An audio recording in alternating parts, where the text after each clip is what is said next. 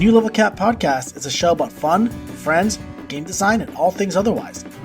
Your hosts are Marco DeSantos and Brad Telton of Level 99 Games. I'm Chris Solis, your producer, and without further ado, please enjoy the show. Brad, quickly, grab my hand! What? Marco, what's going on? Quickly, grab it, Brad, quickly, before we run out of time! Alright, here we go! The year is 2017. Two friends on a mission to provide you with content about Level 99 games suddenly get sent back in time and are now here to bring you from the future past a throwback episode of the Level Cap Podcast where Brad and I will chomp upon your nostalgia brain cells and regurgitate wonderful news about all things Level 99 games or otherwise. Hey, well, here we are, back in the past, in a throwback episode of Level Cap Podcast. For those of you who maybe didn't listen to episodes before episode 1 of the new podcast, you can see what you were missing out on, which is basically me and Marco just making stuff up for an hour. Hey, Brad. Whoa. I feel so offended by this. It's not just... You probably feel more offended because we haven't done introductions yet. Oh my gosh, that's true, because I am your host, Marco DeSantos, also known as Mechanic Riddick, and with me is the God King Overlord, future past tense doctor of Level 99 Games himself. Brad Talton, and it's good to be here again. Maybe. I'm not sure. Is this counted as a regression or not? I don't know, because we're in the past, but we're going to talk about the future. So we're sort of in the, it's not the future past, it's really the past future. The past future, alright. Oh no, Brad. I see. Myself. If I touch him, do I die? Yes, never touch your doppelganger. Okay. This is like rule 1 of time travel. Okay, well, okay. No, don't, stop. No. Alright, okay, so I think I'm safe for the next... Are you saying that you're in the exact same place a year ago? Nothing's changed. I mean, Brad, you have to completely understand that probably you're not wrong. I mean, well, I am in my house, so it's not unheard of. Like, you don't change house every year, right? No, that's true. I haven't changed house in a while, but I do shift offices periodically. I used to be downstairs office, now I'm in the upstairs office. Ooh, but Brad, just a change of scenery. But you have to understand that I have 3 dogs, and only one part of the house is safe from them. So, well, what can you do really in a situation like that? Well, obviously the answer is to not have dogs, but sadly I like dogs. Brad, we're here to bring you to bring the listeners a little bit of a update on Level 99 Games stuff, what's up for the future of our games, and all that jazz. But really, Brad, what I'm more interested in is what have you been doing? What's up, Brad? Tell me. I've been interested. We always talk about design on this podcast, and I haven't really gotten to know you. Well, Marco, I think that I think that you can't really get to know somebody in one of these get to know you conversations. You sort of have to be with somebody, like live with them for a year and talk to them every now and then and really, get to be friends. That's true. Or you really know somebody for sure. Well, I know for a fact that you don't want Exceed Shrek to happen as much as that saddens me, but... Let's list off all the properties that we shouldn't ever do for Exceed. Shrek and Sonic movie. The new one. And... Gosh, the Santa Claus with Tim Allen. Yeah, Home that's Alone. Pretty bad. Home Alone, probably. Cats. Cats Exceed. Wait. But we can do Hamilton Exceed. I guess Hamilton's a hot enough property that we could do Hamilton Exceed. And not just that, Brad, but we already have kits for presidents. So do we? Yes. I thought we had precedents for kits, not kits for presidents. No, we have presidents for kits. So it's kind of like that, I guess, because like each president has a UA, and their kit is basically just comprised of a bunch of specials from other characters. I feel like this is an idea that has been tried and failed many times in other board games and video games. Where we did presidents? I don't know, Brad. Where presidents fight each other to the death. I mean, it sounds pretty good to me. All of them have ballot fixing as one of their ultras. I feel like my ultimate goal is to unify the American political spectrum, not to divide people. But I don't like this division. Brad, you have to completely understand one thing, is that people in anime become friends by beating the heck out of each other and then growing with a mutual respect. So I feel like this season of Exceed can be that. We can have FDR fight Obama, and that solves everything? Question mark? I don't know. What if FDR and Obama teamed up to solve the global climate crisis? I think that would be a much more interesting story. Okay, but it's still told in Exceed. So Obama and FDR are a puppet tag team fighter, and then global warming is the enemy character. I just you gotta understand your medium. I don't know that Exceed is the right story, the right medium to tell this story. Are you sure we can't just punch global warming in the face? It would be so much easier to tell the story in, say, Argent. Oh, I like that. If they get transported to Argent, and then the scenario is global warming. Okay, everyone, we need Obama custom characters in Argent. All right, this is getting beyond silly. Beyond silly, Marco. Welcome to the old podcast before we started talking about design, where it's just all Zane all the time. But Brad, no, quite seriously, what have you been doing? Like, just tell me. Like, did you just buy a coffee from Starbucks or what? Yes. So this morning I'm drinking a Starbucks cinnamon dolce latte, and that probably tells you more about me than I really ought to be saying on a permanent medium. But Brad, at least it's pumpkin spice, Yeah. Linda likes the pumpkin spice latte. I heard it's great. I have not drank pumpkin spice anything. Or coffee, for that matter. I think the meme is that it's definitely a thing for girls, and guys just don't get it. That's the meme anyway. Okay. I don't know if that's true, but anyway. Well, to be fair, I've never drank coffee, so... Well, you certainly wouldn't enjoy a pumpkin spice latte. It tastes kind of like if somebody took like an orange soda and took out all the orange flavor and put in pumpkin flavor instead. But I like pumpkin soup, but it's sweet? It's sweet? It's sweet. Weird. And it mostly tastes like aspartame. What's that? That's the artificial sweetener in diet sodas. Oh, so you're just telling me it tastes like a Coke Zero? It tastes a lot like a Coke Zero, yeah. Oh. But a pumpkin flavored Coke Zero. That's a good way. That's a good way to put it. Okay, so you're just telling me that it's just a flavor and then you add a lot of sugar to it. Well, you don't add sugar, you add artificial sugar. Well, it's the same thing. See, as a Filipino, I relate to this very much. We just take bananas, and then we just coat it in sugar. We take fruit, coat it in sugar. You take tapioca. Well, we do that in America. We take that in America, too, except it's deep fried batter that we tend to coat everything in. Oh, we coat it in sugar, then deep fry it. So we... Oh, yeah? See, we are aligned in this, where our... I guess so. For us, you normally deep fry it first, and then you cover it in sugar. So I guess that the roles have been reversed here, but we're more similar. We're more similar than different. Yeah, we're more similar than different, and our countries have really unhealthy eating habits. Maybe we could unite to fight climate change at Argent University. Yeah, so it's Brad and Marco versus Obama and FDR. So we all band together to beat climate change. It's perfect. Co-op. I don't know, yeah. Brad, let's move on to more important things. No, not that climate change isn't important. It's very important. The 6 legs of progress. That's what we call our band.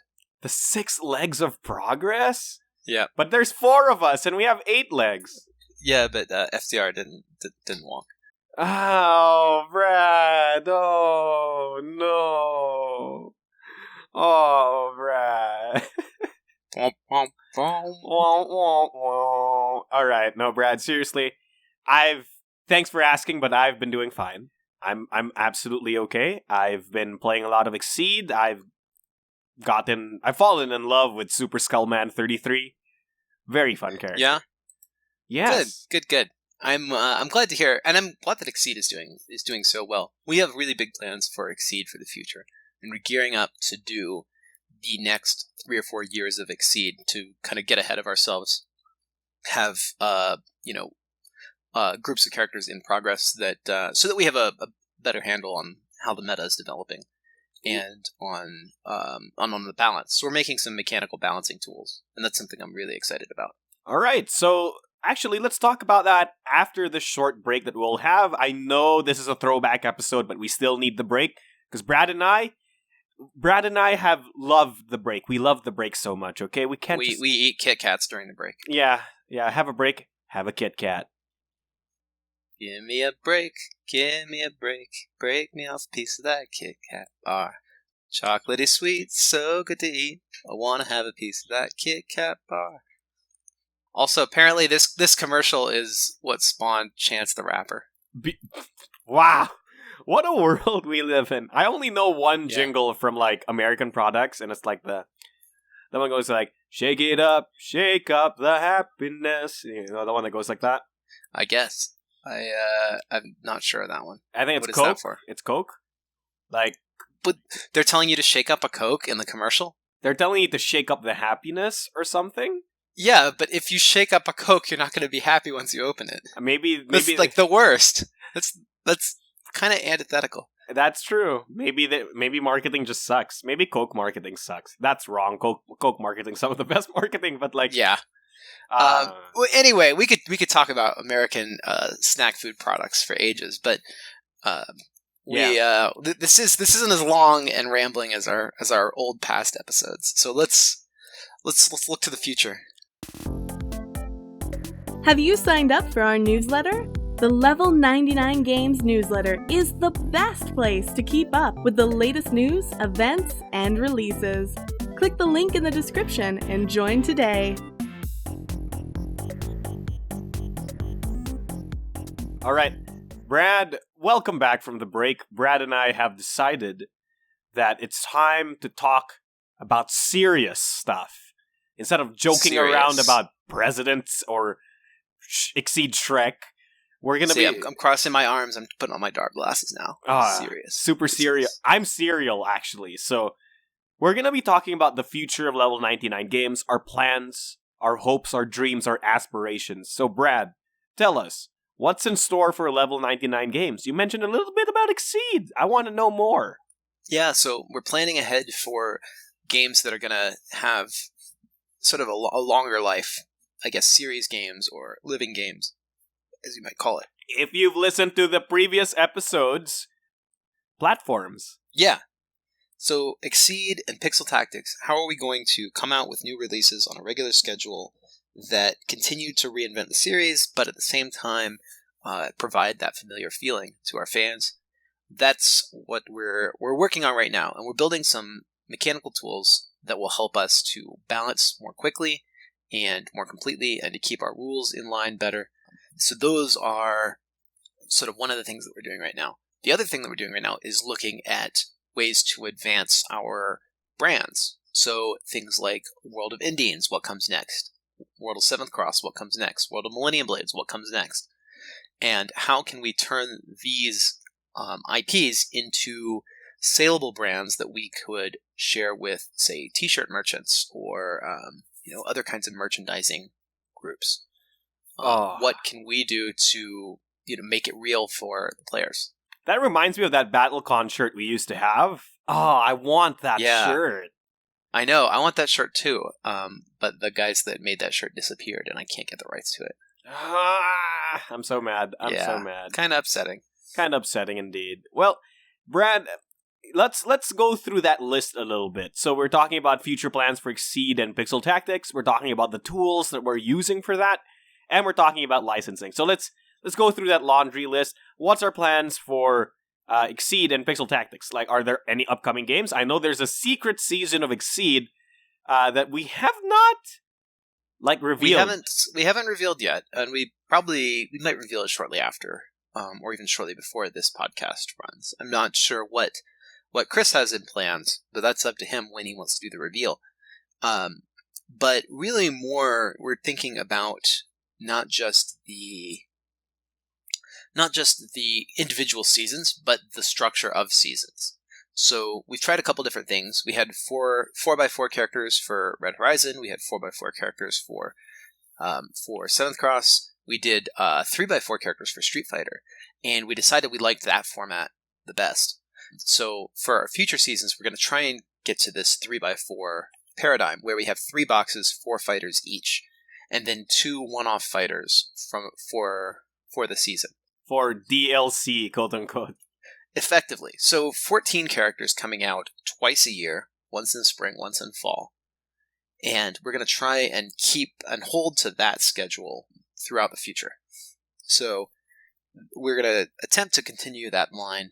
And like I said, we're updating our playtesting procedures. We're updating our automatic mechanical balancing in order to help streamline that process so that we can deliver Exceed on a regular basis. And once we get that right for Exceed, we're going to start doing it for Pixel Tactics as well. And start releasing future Pixel Tactics games, which will not be numbered, starting with Legends. We've got some other Pixel Tactics planned. Pixel Tactics Forever, Pixel Tactics Ultimate, Pixel Tactics X, Pixel Tactics Brawl, those kind of things. Oh, so we're going to do other kinds of Pixel Tactics and hopefully continue to innovate the game while delivering the core experience that we know and love. You know, eventually this is all going to coalesce into Pixel Tactics, the video game, where it's actually just Final Fantasy Tactics.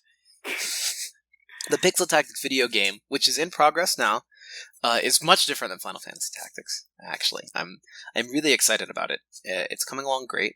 We've just hired some new pixel artists to help us do the big bosses and the hero units.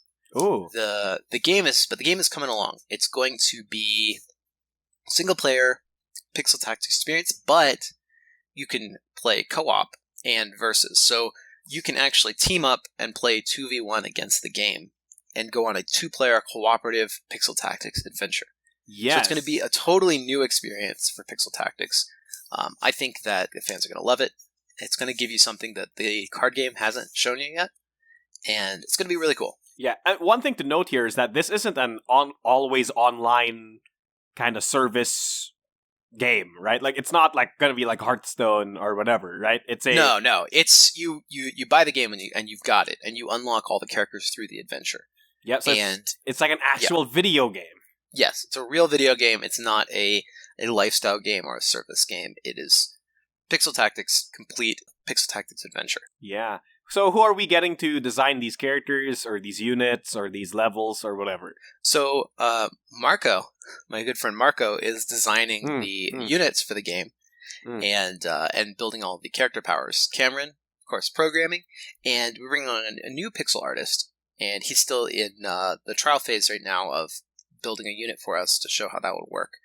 So we'll see how that works and if we want to continue with him and see how things develop. But it sounds great. I'm excited. Yeah, it's going to be pretty cool. What I've seen so far and what I've played so far, I'm really looking forward to this one. Yeah. So at the end of the day, that's the plan. So what are the tools that we're talking about? So coming from my perspective, we're actually trying to come up with tools, actual like program tools, right?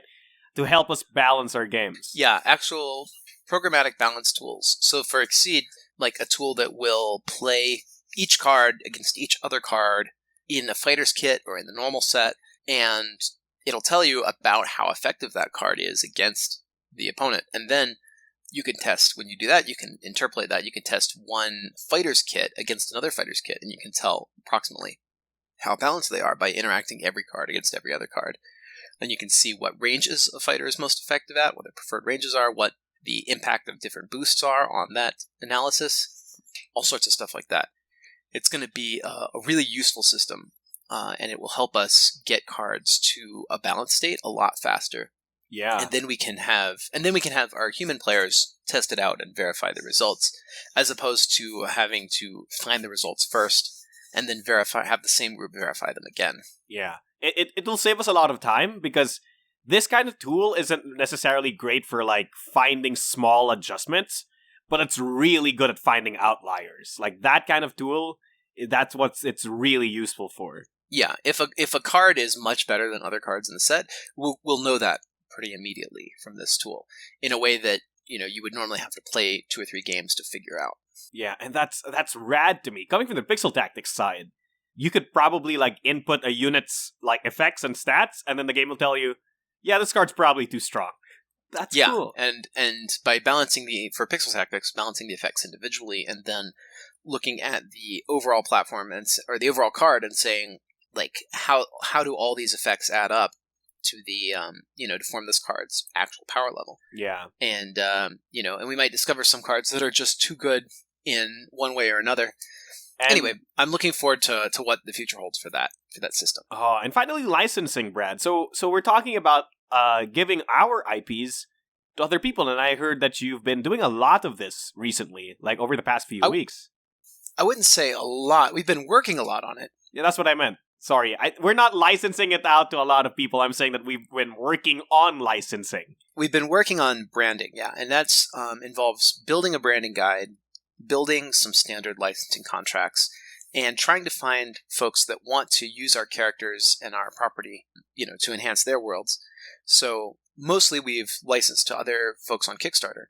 For example, sharing some of our characters. We did a crossover with Street Masters where you could play as Sherry in Street Masters. And you could also play Klunheid? Or no, sorry, Sherry in... I'm messing that up. You could play as Sherry in Dragon Tides. Yes. You could play as Kadath and Klunheid and Eerie in Street Masters. There you go. See, that's what I was thinking. And they got miniature renditions in those games, which is super cool. Super rad. And you can play as Alexian and Runica and Eligor, I believe, in King's Armory.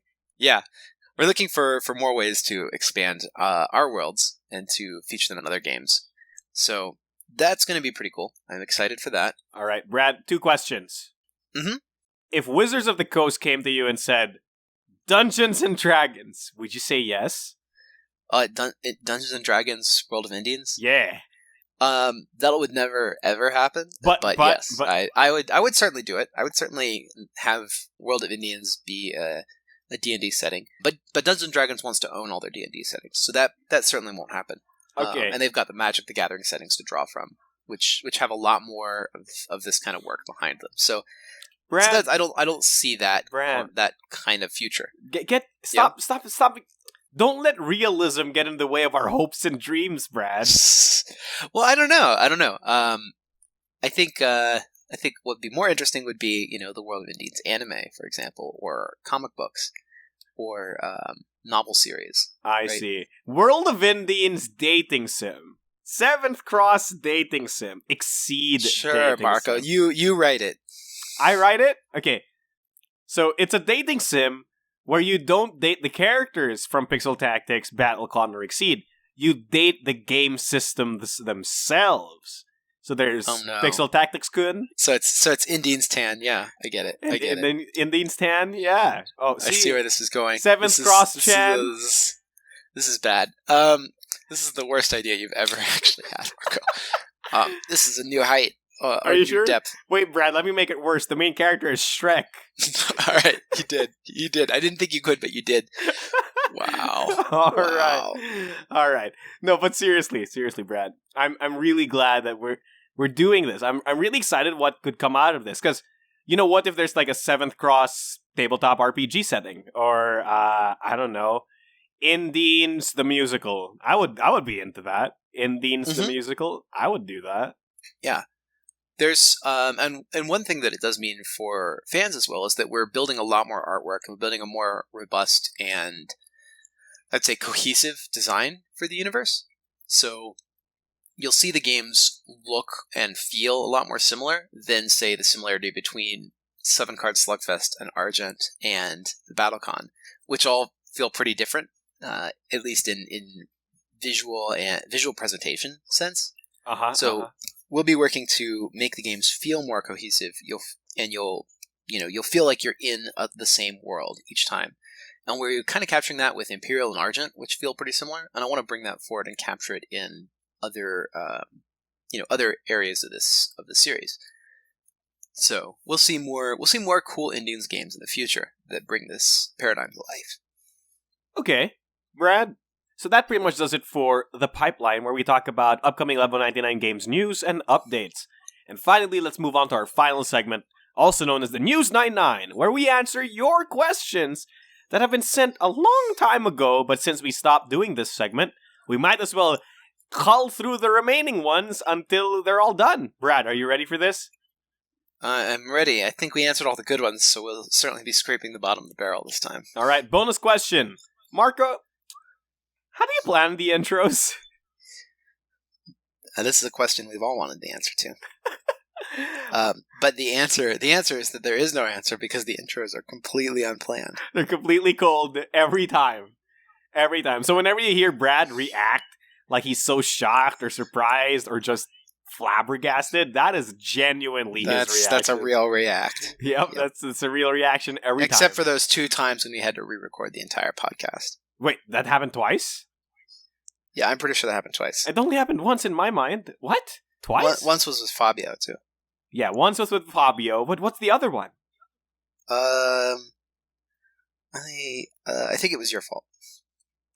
It's always Marco's fault. I get it. Yep. All right. Okay. Here's another question, Brad. Couch co-op games? Question mark? Couch co-op games. So, hopefully you listened to the previous part of this episode where we talked about Pixel Tactics, the digital game. How do you like the title Pixel Tactics Adventure? Pixel Tactics Marco? Adventure, PTA? See, it sounds like Yeah. Parent-Teacher Association or something. Don't abbreviate it. Just take it for what it is. Pixel Tactics Adventure. I like it. Yeah. It's like Sonic Adventure, but with Pixel Tactics instead Okay, of Sonic, which can only be an improvement, right? I mean, okay. I guess. Why do we hate Sonic so much? What is the question you should ask yourself is what has Sonic done to deserve this? And then you'll understand immediately. What has Sonic done to deserve this? Have you read the Sonic Bible? I have, and for me, the Archie webcomics are the real canon. Oh, yeah, that's Or the Archie comics, they're not webcomics, the Archie comic books are the real canon. yeah, that's probably true, but also there is literally an Archie comic story where Sonic meets Street Fighter meets Mega Man. So See, that's the kind of thing that you can only get in the best timeline. in the best timeline? Yep. Okay, you know what? My favorite scene from that Archie comic was literally, so Mega Man and Sonic have already teamed up, and the Street Fighters haven't entered the comic yet. But the Street Fighters entered the comic in the hour of need of our heroes from the Sonic universe and Mega Man universe. And I freaking kid you not, Brad, this is what happens. The World Warriors come in, and they all start doing their moves, right? Ken does a Shoryuken, and Knuckles like, hey, I should do that. And then Ryu comes in with a Hadouken, and Mega Man's like, huh. And then Guile comes in and goes, Sonic Boom! And then Sonic just stares past the fourth wall with the most disappointed face I've seen in comic book history. Wow. So, at that moment in time, I knew this was indeed the best timeline. So you are not wrong. Not at all. Oh man, those are good times. Those are good times. Okay, Brad, how about this one? Ooh, this is very interesting. Can we hear a little bit more about Seijun? So, Brad, can you just give me like 2 pieces of trivia about Seijun from 7th Cross, the Kitsune character who I assume is Korean? What will I say? I don't want to. I really shouldn't say anything about this character yet because the lore is still being written, and I don't want to contradict something that'll come out later in the official game. Okay, Brad, what's our favorite food? So I have to respectfully decline to answer this question. Oh, okay. Sorry, Marco. No, it's okay. It's okay. Here's the last question that I find is very, very nice. How do you avoid game burnout during development, playtesting, or whatever? I follow a few different developers, and the advice I get is don't develop if you want to enjoy games, because once it's your job, it stops being fun. Yeah, I think that's true. And yesterday when I was on the stream, I said, like, yeah, I haven't played BattleCon in a long time. And people are like, what? Didn't you develop this? Aren't you really good? And I'm like, no, because I enjoy the skills. The skills you need to develop a game are different than the skills you need to be good at a game. And I really enjoy the process of making more than the process of playing. So once I get a I enjoy playing games, but I don't necessarily enjoy playing the games that I've made. I enjoy making the games that I've made. Oh, that's true. And I enjoy them all, and I hope that you enjoy them all. But for me, like, once you make something, you already know it inside and out, and so you can never really get the same joy from playing your own work as you can from playing the work of others. So I think that's one thing I want to say here. So they're asking, how do you avoid the burnout? In my opinion, play the other games. If you just constantly play the same game over and over again, I'm pretty sure you can do that. Like with the game of like BattleCon, I played it for like 4 or 5 years straight, and that was the only board game I ever freaking played. But at the same time, I wasn't constantly looking for bugs or looking for balance changes and all that stuff. Yeah, you're just playing for the fun of it. Yeah, but and balancing and stuff can be fun in its own right, but what I'm saying is that at some point, you'll know that something is busted, and then you'll just be like, I'm kind of tired of having to fight this character that 30-0s me every game, right? Yeah. And that's fine, because it's in testing and it still needs to be changed, but we need the data. And at some point, I do believe that it's just good to, take a break. Do something you enjoy, or playtest some of the other games. Play a matchup for fun. Play a character you like to enjoy. Don't playtest every single moment of your life. Yes, and I feel like you're saying this to yourself, Marco, in some sense. Brad, I feel like you're trying to convince yourself. You figured it out. I'm speaking from experience. But hey, let's it's been a while. Let's wrap things up and say goodnight, and we'll be back to our regularly scheduled program next time. All right, so thank you so much for listening to this episode of to the old, Brad. The past future Level Cap podcast. Thank you so much. And I do appreciate taking the time. I hope you like this throwback episode. I know some people like the old format more, but Brad and I believe that evolution is very necessary to continue with our growth. And hopefully you like the new podcast as well. So, without much else to say, I've been your host, Marco Santos, also known as the Mechanic Rick, and with me has been my amazing co-host, who I will never burn out from, Brad Talton. Thank you so much for joining us. Thank you, World of Indians, and good night. Happy gaming! The new Level Cap podcast is produced by Level 99 Games. Join us next Wednesday for more design talk and shenanigans. Thank you for listening.